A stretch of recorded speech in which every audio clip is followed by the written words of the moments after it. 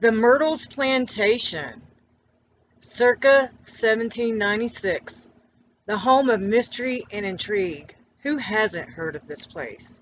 Even the Ghost Adventures crew came here one time and did an investigation.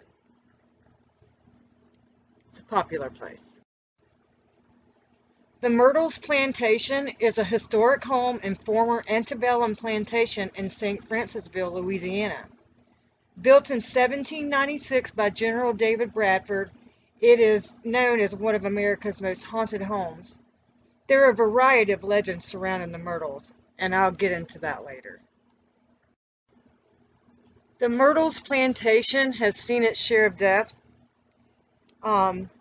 Even when General David Bradford moved his family after the Whiskey Rebellion in 1799, he moved his wife Elizabeth and their 5 children to the plantation from Pennsylvania.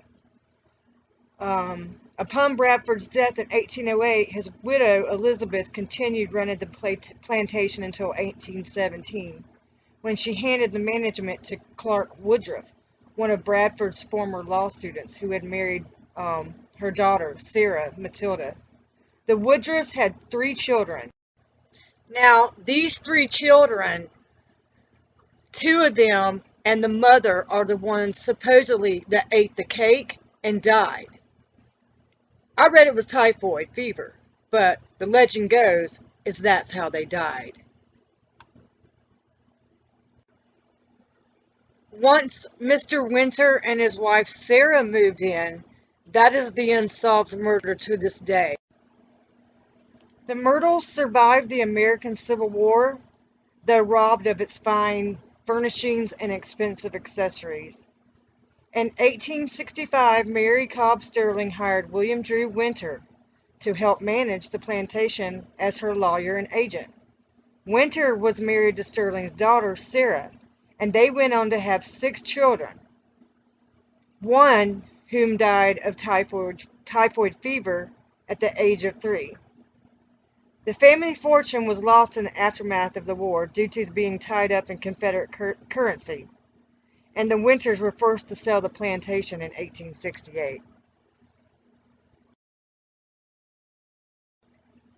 Now, to get to the other 2 stories that are considered possibly true, possibly not true, I believe they would be true. We're going to talk about Chloe, and then we're going to talk about Cleo.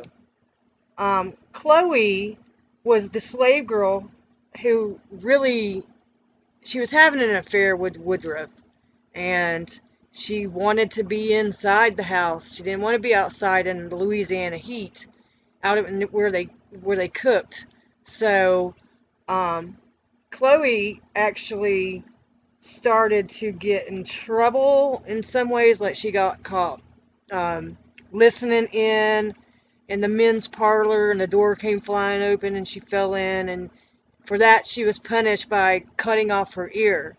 So she felt like she was losing the affections of her lover, and she wanted to do something that would make her seem like the hero. Almost sounds like that Munchausen proxy disease. But what she did was she took oleander and baked it into a cake, and 2 of the children and the mother ate that cake, and she wasn't trying to kill them, she was just trying to make them sick so she could nurse them back to health. Well, she killed them, and needless to say, she was hung in an oak tree and then cut down and thrown into the Mississippi River. And that was because they believed that if you didn't take the body and get it off the property, that it would be haunted. Well, supposedly she haunts the place today, and one time back in the 90s, an insurance adjuster actually caught what she believed to be the apparition of Chloe. Now, the other slave, she did not work there. She was brought in because she was supposed to have been like this voodoo priestess, and I can't remember who was sick in there. I would have to relook that up. But the point is, because she couldn't save him with her rituals and all that stuff, he died, and they hung her in the tree, cut her down, and threw her into the Mississippi River. And the people think she haunts the place too. As a matter of fact, they think anybody that died here haunted the place. The children, the murder victim, the two slave girls. I mean, we went there and it seemed very peaceful. There was one room, and that was the women's parlor that I talked about feeling dizzy in, and I spoke up, and the lady said, "Oh yeah, people get dizzy here in here all the time. We've had a psychic in here that says there's a portal that runs right through here." So I'm like, okay, well, maybe. So, it was a very, very interesting place to go. I'd actually like to go back and stay in some of the rooms and stay there for a good 2, 3 nights. But it was well worth the trip. And if you ever get a chance to go, I suggest to go. Um, but it's very nice.